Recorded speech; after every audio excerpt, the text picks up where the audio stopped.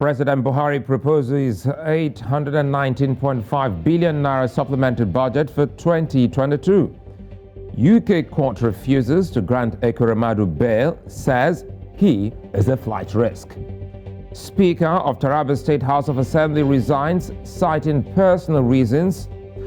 Also tonight on PoliticsHQ, coup attempt foiled in the Gambia. UN Security Council relaxes arms embargo on DR Congo. Welcome to PoliticsHQ. I'm Sulaiman Aledeh. Tonight, Senator Adeseye Ogunlewe, APC Chieftain, and Fabiyi Oladimeji, member of the People's Democratic Party Presidential Campaign Council and Deputy Director of Volunteer Group, will be speaking with me here on the HQ. Stay with us.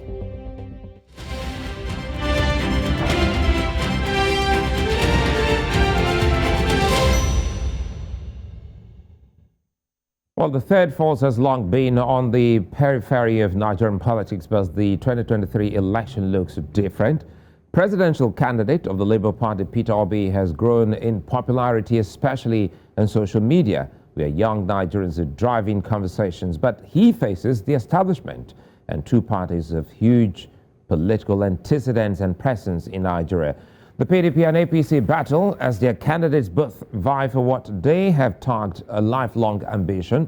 Policies have been rolled out, promises have been spread wide, and the Nigerian electorate is counting down to the day when a critical decision of Nigeria's future will be made. As the APC seeks to extend its stranglehold on Nigeria's leadership, the PDP is attempting a return to power, and matters arising show that both parties have a house to settle. The politics is rife, the game is set, and the actors are ready. Today, on the HQ, we'll learn something new, and we can't wait. Let's listen to those close to the actions. Oladimeji, good to see you, and thanks for your time as always.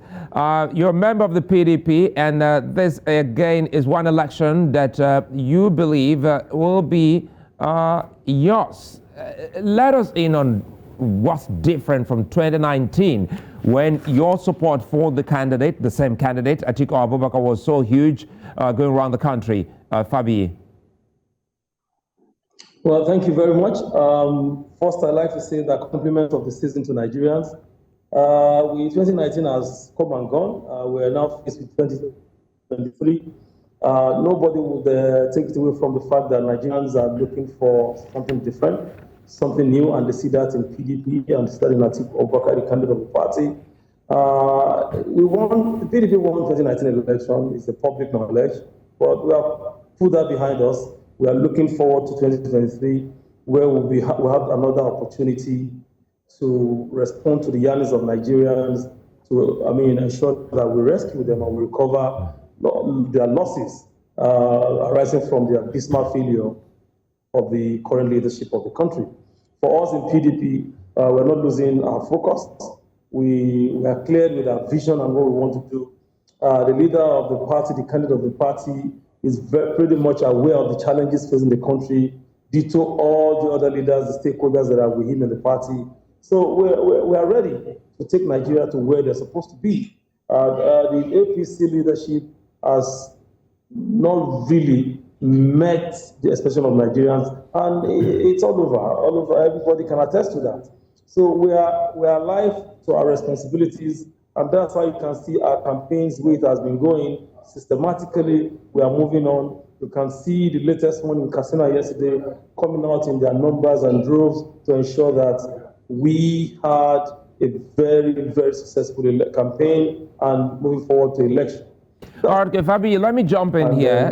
Let me quickly jump in here. For your political party, you just told the world that your party won the 2019 election. That is a known fact, but again, you glossed over that. But quickly now, let's start talking about political parties that have both been tested and tried by Nigerians. The PDP is not a new political party. Just as you have heaped some blames on the APC, some Nigerians are also saying, well, the PDP must also share in the blame of what Nigeria is today.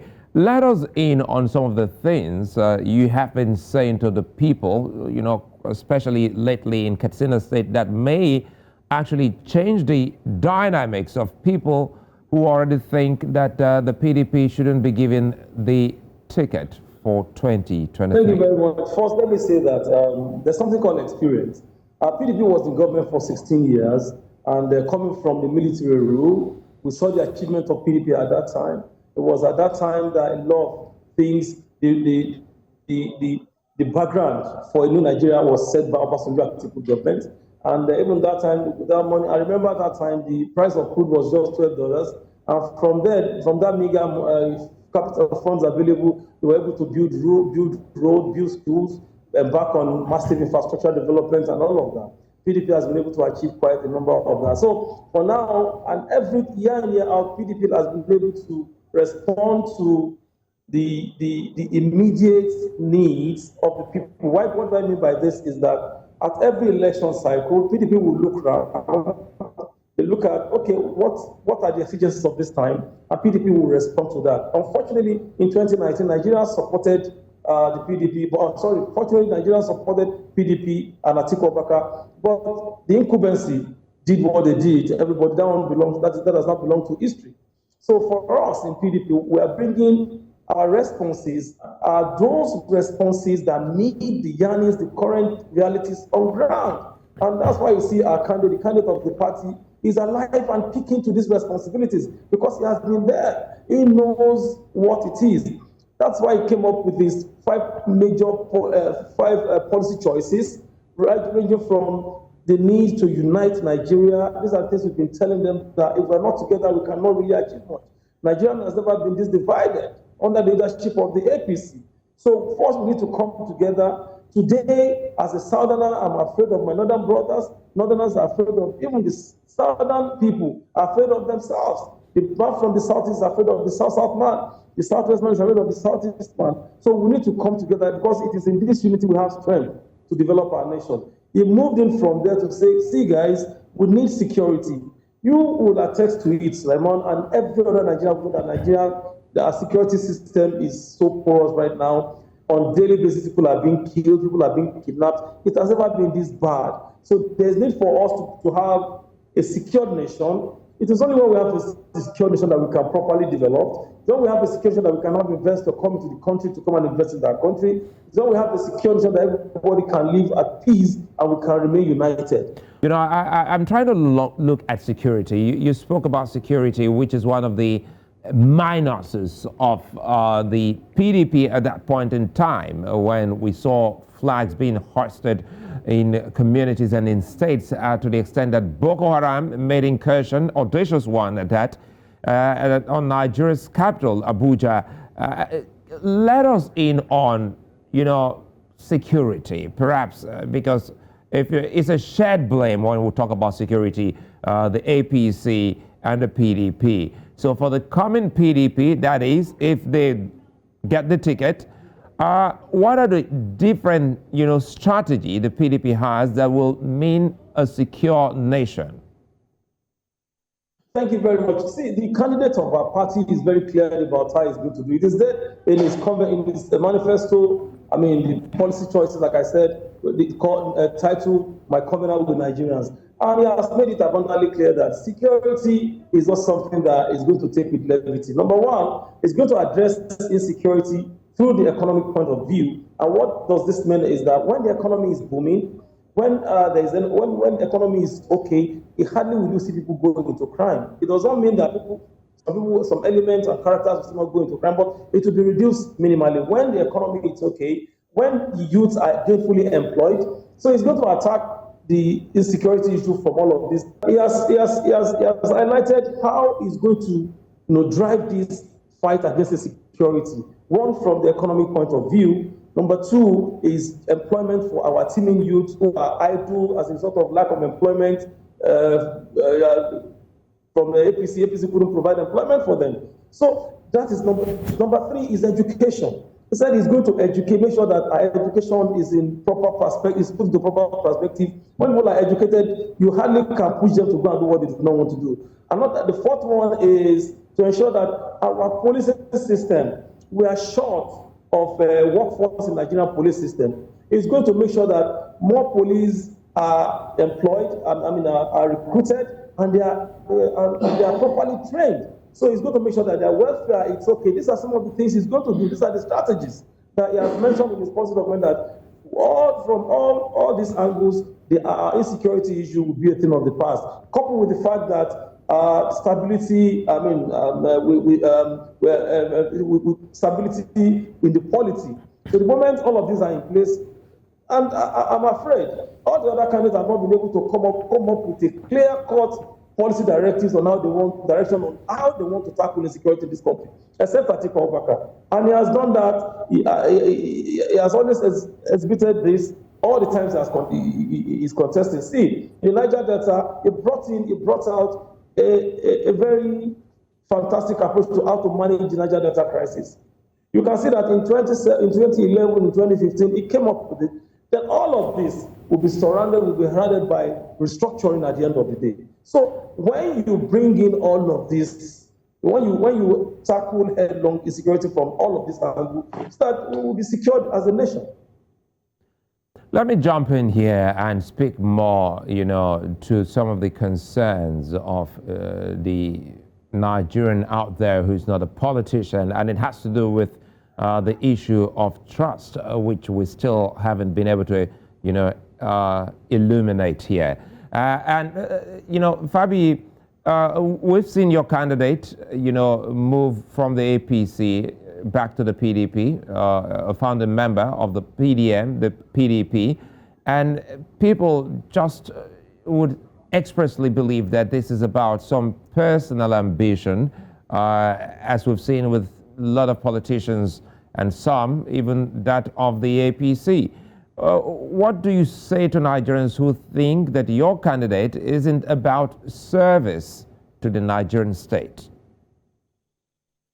Well, thank you very much. To Atiku Abubakar is about patriotic zeal. To Atiku Abubakar is about service to the people and quality service delivery at the same time. I don't think Nigerians are interested in about movement. It's not an issue. They are not interested about where somebody moves from one part to the other. They're looking for somebody who will rescue them, who will recover all their losses. And they find that in Atiku Abubakar. The issue of trust does not even arise because this man has been consistent. This man has been there, and then everything he has promised that if he gets into government, we will look at this. In 2007, Iran, it got to the ballot. And at that time, he came up with those policy choices that met the exigencies of that period. In 2011, he equally ran, but never got to the ballot. In 2015, the same thing. But in 2019, you could see the way he come up with those policy choices and programs that address the problems of those times. So for Atiku, it has been very common. What matters in life is when you are consistent with what you are doing. People tend to take you serious. And Atiku is the best option for Nigeria, the best man for the job as we speak. And then let's see, we challenge other candidates to come up with whatever they want to do. None of them is talking to restructuring. Any of them that is talking, they are all talking about problems, they're not talking about solutions. The Labour man is always talking about problems, not talking about solutions. The APC man is not even talking at all. We don't even know where the policy direction is bringing to Nigerian people. So for us, in PDP, we're clear, the objective is clear, the vision is very clear. We are being led by a man who is highly experienced, a man who has all the capacity it takes to lead a country, who has exhibited in the past, a man who have penchant for identifying talent. So how sure are you? Rescue them from the abysmal performance of APC leadership. No, Fabiyi, how certain are you of this victory, knowing full well that twice it will seem as if your party, the PDP, has made some forced move? The first, allowing the Labour Party candidate to leave the PDP, and now, till this moment, as we speak, the Integrity Group, otherwise known as the G5 governor, they're still not, spoken about their intention to categorically, expressly give their support to Atiku Abubakar's candidacy. Let me tell you something, Sulaiman. Let me start from the G5. You'll be surprised. Just give us the benefit of the doubt. The matter is going to be resolved. PDP has a way of managing its matters, and I keep telling you, anytime we have this conversation, it's going to be settled. There's no problem. The candidate is aware. He knows the value of going to election united. He's talking to these governors, and I'm telling you, and I tell you that everything is going to be. Their colleagues, just a few days ago, the Director General of our campaign, His Excellency, Right Honorable Waziri Aminu Tambuwa, in the particular video of our campaign, was in Benue to meet Governor Otom. You could see the outcome of that meeting. He's continuing to meet the others, and this is the way it is. That is that we are going to settle the G5 problem is going to be resolved. I can assure you. Then coming to Labour Party, nobody chased the Labour candidate out of the party. He left on his own free will. Here is a man who has lost everything in the state. He doesn't have control of even his ward or local government in PDP. So he need understand the fact that going to primary at that time, he will not even get a vote. So he left. And that is the tragedy of Labour Party. You see that all their candidates that failed in APC, or those who failed in PDP, they couldn't secure tickets. Those are the people in the Labour Party. But again, Fabiyi, let's go back in time. Fabiyi, let's go back in time. A bit of history, a bit of going back here, Fabiyi. You and I, we've had this conversation before. No, I hope you can hear me. We've had this conversation, previously, some years ago, and it looks like deja vu. When you say the PDP has a way of resolving issues, some of the key concerns will be, let's look at what happened in 2013, specifically when Rotimi Amechi and 4 other governors initially pulled out to form what they call the NPDP. And that's how it starts. So what can you say to the people to ensuring that you don't have a repeat of history? The situation is not the same. The situation is not the same. It's not the same thing. Why those people left at that time is different from what these people are agitating for. And they are still PDP members. Those ones came out that were not with PDP and they left. All these G5 governors are still in PDP. Even the Nigerians in their state are telling them we are going to stay with the PDP. So they understand there are two different scenarios here. So it's not a parallel thing. There's no correlation between them. So for us now, we are going to bring in solutions that meet the demands. So it's different. Those one left and they said we are not staying. And they left, they went to work for another party. But this one, that's why I said it's an international issue. It's a family matter. They understand these are the people that has done so much for the party. You can't take away from Governor Wike what he has done for this party. You can't take away from Governor Otom. Or is it Seyi Makinde that just came through this a few years ago? They've all done well for this party. And in return, the party has really helped them. So they understand this fact. They understand these dynamics. So for us, it's the family matter, and we are going to settle it. And you've already said it's a different game, different from what transpired in 2013. Perhaps maybe these are different tactics by the G5 governors to continue to stay in the PDP until when it's almost close to the election. But again, in 2019, Fabiyi, you recall, that almost looked like a two-horse race between your party, the PDP, and the APC. But going into this election is quite different, you would agree. Now we're looking at the Labour Party, which you really can't push away, love it or hate it. The Labour Party would actually be plucking and pulling out some votes off the PDP. See, it's always good. PDP is not afraid of competition. We're not afraid of any election. We've been there before, and we are still here. So we're not afraid. See, it's about space. Labour Party will have its space. It will have its share of the electorate. APC will have theirs, and PDP will have our own. It's normal in any electionary time. Election is normal in politics. That's why PDP is a democratic party, a party that believes in and acts true to the democratic principle of democracy. So we're not afraid of anything. Whether it's going to be 10 horse race, we are ready. Whether it's 2 horse race, we are ready. We've always been ready. But this time, PDP, Nigerians are asking for PDP. Can't you see what is going on the streets of Nigeria now? They're saying, bring us back PDP. Because right now, the bag of rice, when PDP was there, look at the price compared to the bag of price now. Look at our foreign exchange when PDP was there. Look at the price of gasoline. Look at the economy as a whole when PDP was there. Nigerians are now saying, bring back PDP. We want PDP back. We are okay. We are better off than what the Is that what the people are saying? We are not afraid of any election, whether 10-horse race, whether 3-horse race. Well, Fabiyi, it looks like Fabiyi. Sometimes you need to pause a bit and listen also to my questions. I'm asking, is that what the people are saying, that bring back the PDP? That is, I don't know if you don't know, that's what is going on now. We want PDP back. Can't you see it all over the place? I'll take a moment. We'll go on the break. When we'll come back, we'll continue our conversations with the PDP's Fabiyi, Oladimeji, and of course, if the senator can hear us, then we'll bring in Senator Adeseye Ogunlewe back again to speak with us here on the HQ. Stay with us. News Central TV, Africa's #1 storyteller, has come with the best of both worlds. With a combination of news app and live TV, we ensure that you keep track of the latest headlines, breaking news, and in-depth analysis from professional journalists from around the continent.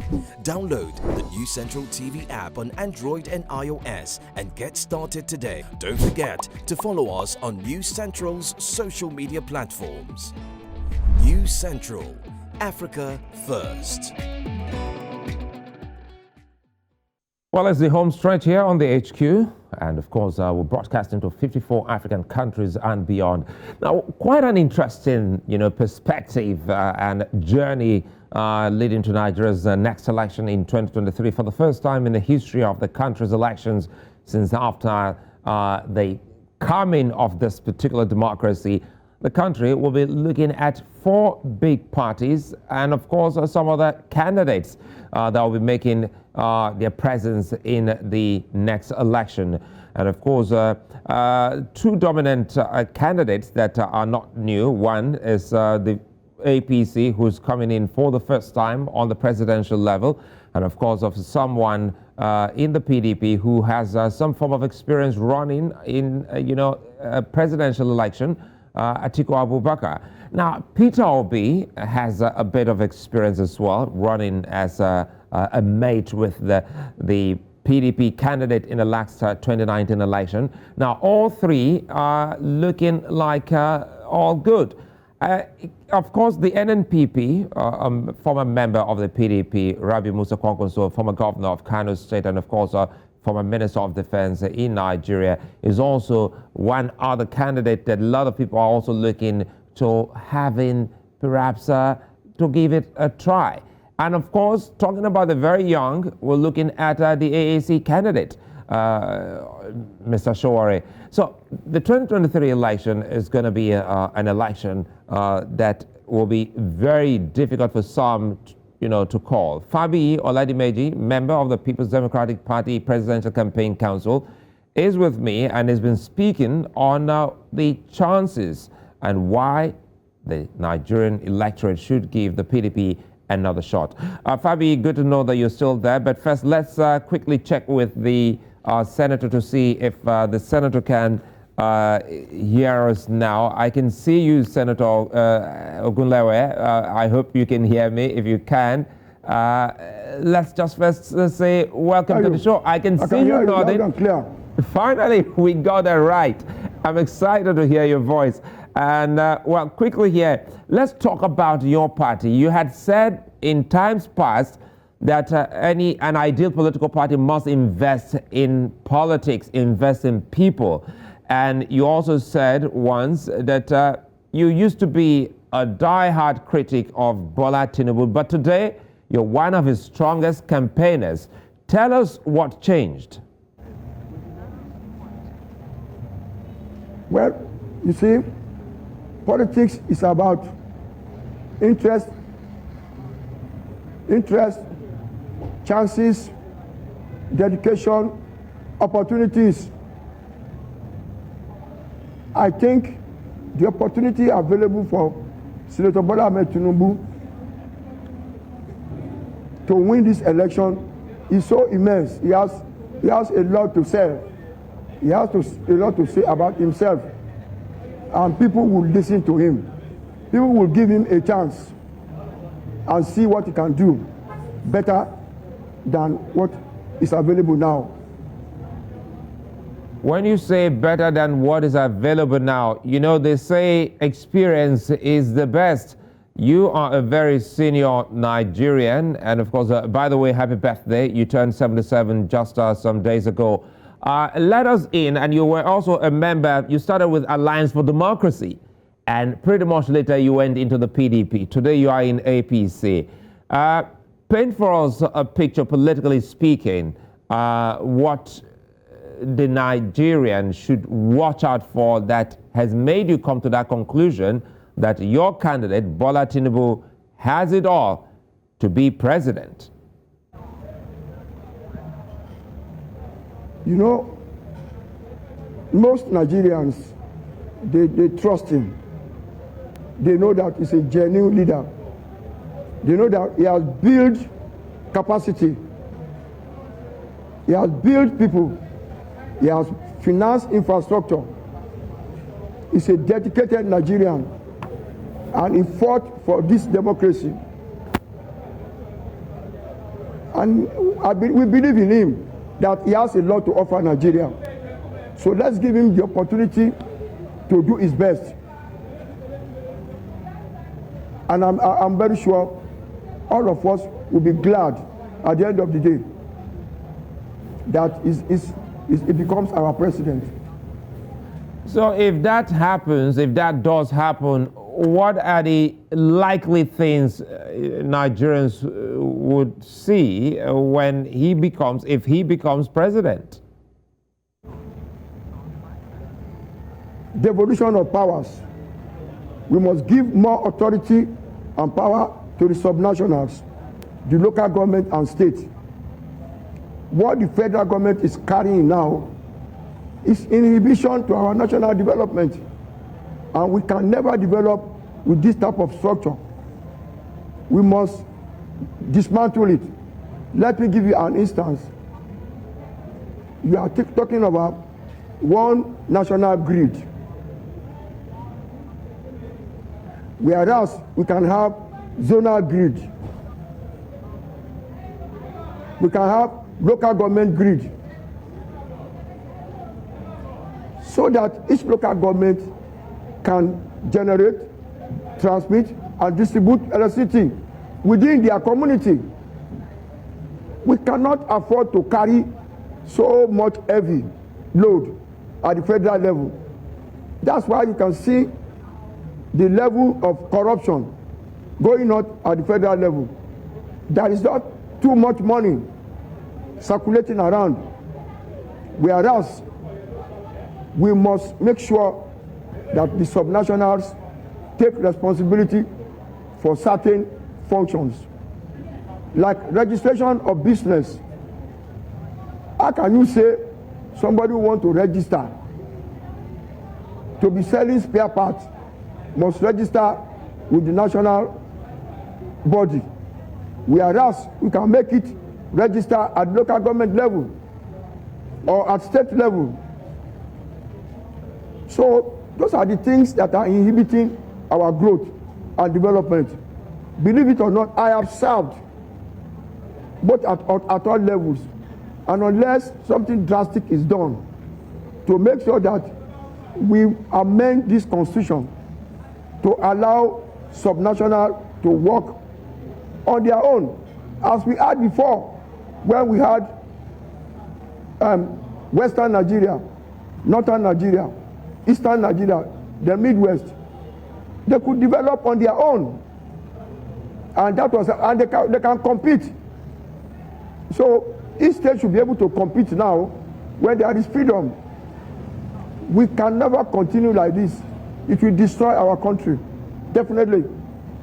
We must devote power. We must tinkle with the constitution and let the subnationals do most of this work. Then the country can move forward. Well, you're a lawyer, and so you've been able to explain that pretty much. We understand that that's always been one of the key objectives of the alliance of the defunct the Alliance for Democracy, and pretty much later you've also spoken, eloquently about that. Quickly here, we're not done yet. Some of the key things here, for instance, let's talk about the coming elections. Nigerians have been excited and also divided about the CBN cashless policy. to the extent that some politicians are not too excited about it. They think that, well, for politics to have, better, to oil the wheels of politics better, you need some form of cash, especially as you move into an election. Now, I would like to get your perspective, your personal and political perspective to that cashless policy and withdrawal policy of the CBN, especially as we move into an election year. Are you one of those who think that the CBN is right? Very right. I want to appeal to Mr. President to stand with the people. How can one person withdraw 200 million within a system? What is it going to do with it? Look, we are perpetrating corruption that will destroy our country if we don't do cashless policy. Believe it or not, I have served at different levels. And I know how easy it is to extract money from the system. But where you must go through your bank. Everybody will be careful. There is no point in us arguing. That is the trend all over the world. And we cannot isolate ourselves from what is happening in the world. We must follow it to the logical conclusion. We must not relent. We must save this country. If we buckle, this country will suffer.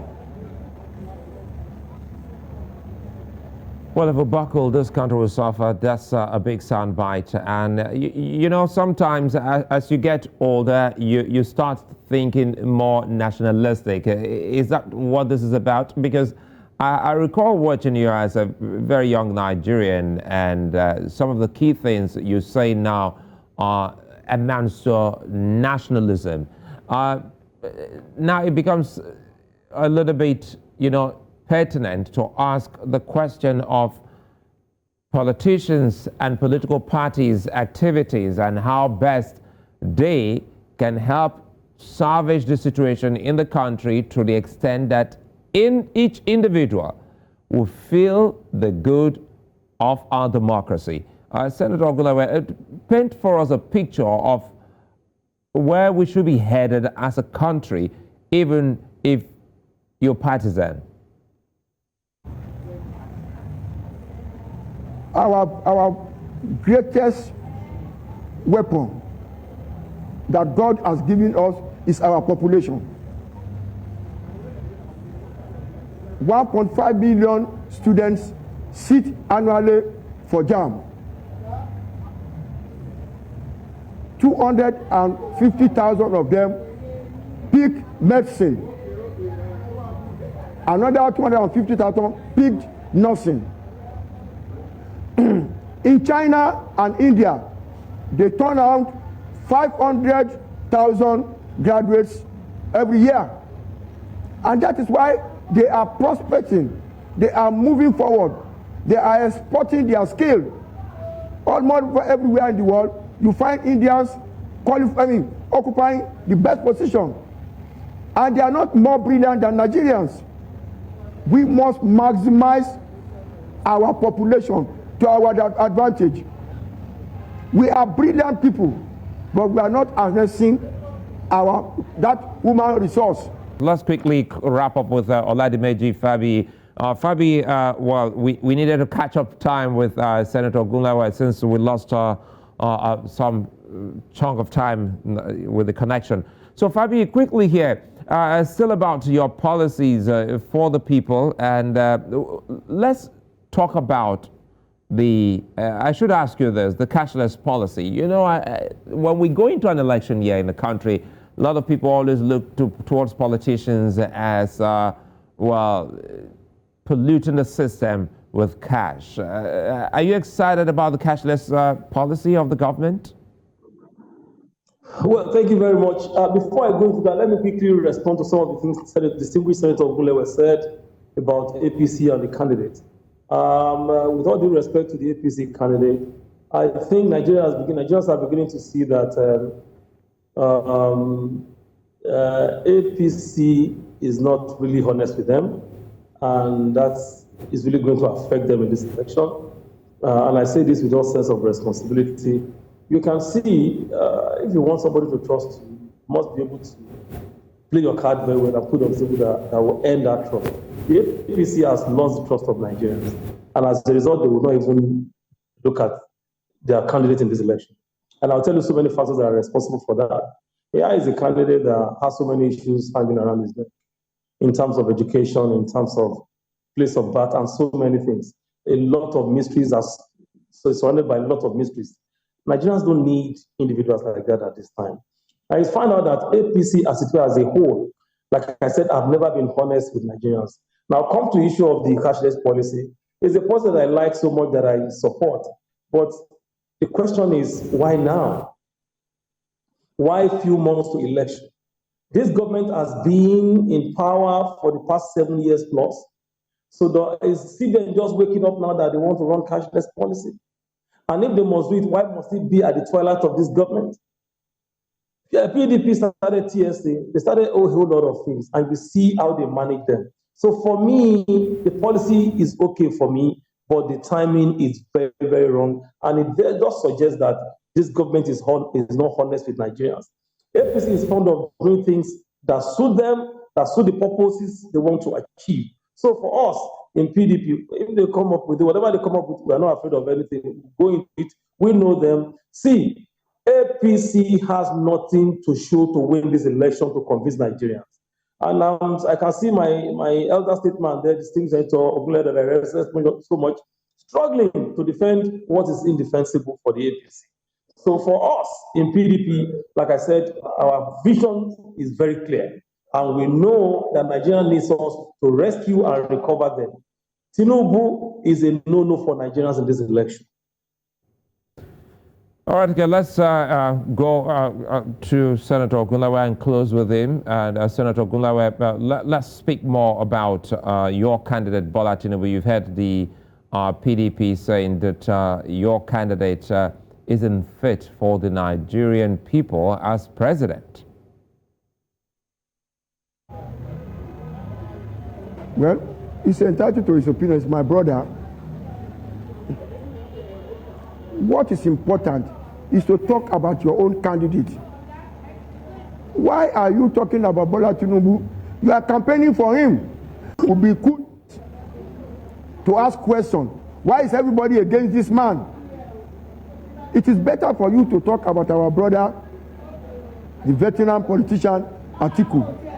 Leave Bola Tinubu out of this issue.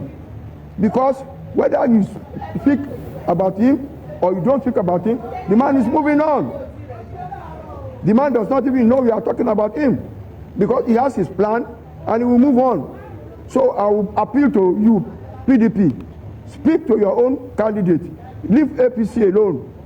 Let them carry whatever they are carrying and convince Nigerians. Don't campaign for them. The more you criticize Bola Tinubu, the more people will love him. And they will ask questions, why are you complaining about him? Talk about your own candidate. But if you want to campaign for us, please go ahead and criticize Bola Tinubu. The more you criticize him, the more curious people are. And they will love him. And Senator Ogunlewe, let's talk about Lagos politics. And what can you tell us about Lagos politics? Because sometimes we put our attention on the presidential election, that a lot of people also forget that there is also the governorship election. Save for some few states like Edo, Ondo, Ekiti, Osun, and even Kogi State. Others will be going into this particular election. Let us in on your state, Lagos. What's the chances of the APC retaining power? There is no competition at all in Lagos State. The PDP leadership are working for APC. And my brother there knows what I'm talking about. So how can you win election when your striker is going to score own goal against your team?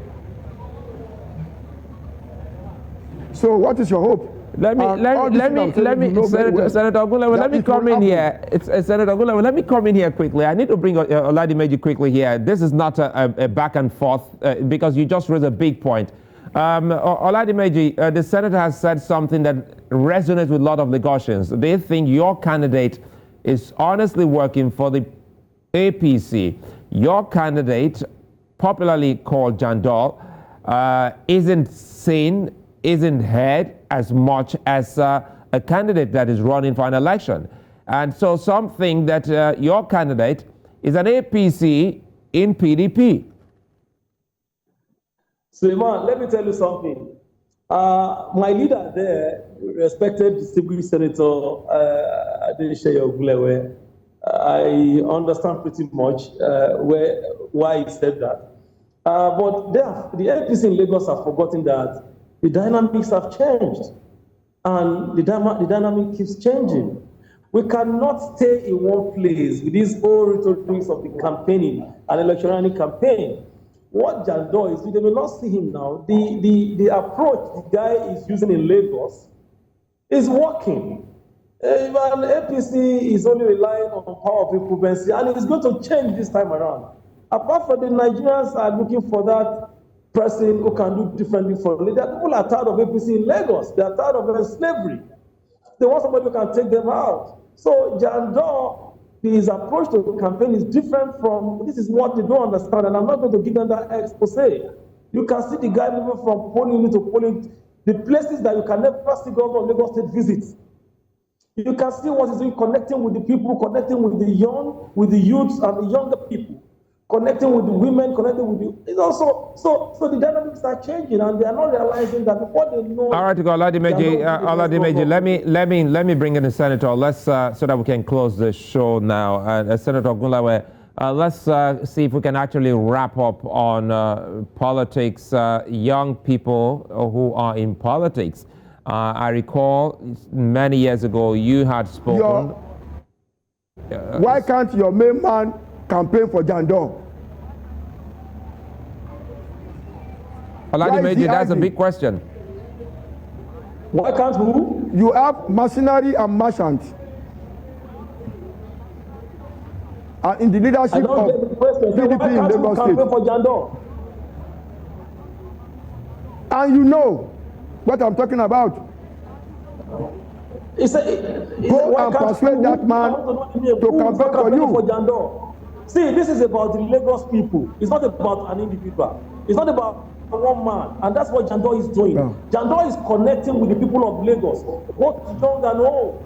So the fact that maybe somebody is not going to campaign for him it doesn't make any difference. Well, I think we have to close the show. But speaking quite frankly and objectively here, that's what the Lagos people are asking. Why is Atiku Abubakar not also campaigning for his governorship candidate? We've also seen Nyesom Wike speaking, almost against the PDP candidate in Lagos State. But again, I'm hoping that this conversation, we can have it again, Oladimeji, and perhaps this is also publicly throwing open a series of invitations given to Jandor to be on the show or on any other platform to speak about his aspirations to the Lagos people. So Oladimeji Fabiyi would like to thank you for your time as always. And Senator Adeseye Ogunlewe, many thanks for speaking with us. We do hope that we can have this conversation in the days ahead.